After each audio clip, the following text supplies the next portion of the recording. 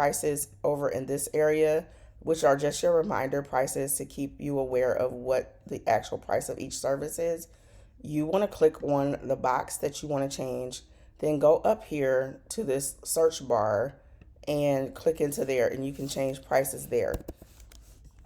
And whatever you would like to change it to, if you want to change the name of it, you can also do that there. You can just go right in that box and edit that.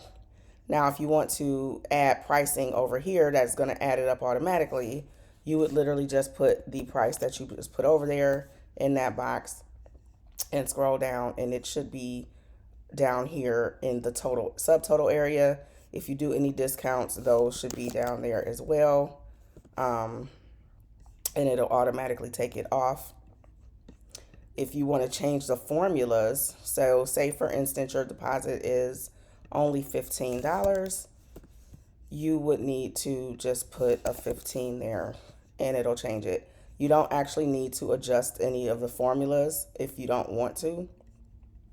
Now, if you want to change these formulas over here, so say for instance your full bling nail is $10 instead of $15, you would need to click into this box, and that number that says 15 right now, you would just need to delete the 5 and change it to a 10.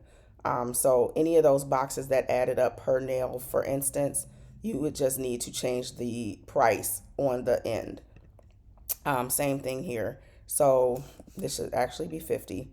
So if it was 50, it would automatically add up to $100. But say you change the price to, let's say $35 for a character art, and you just double click into that box and change that price to 35. And that's how you change the formulas on the Google Sheets version of the template.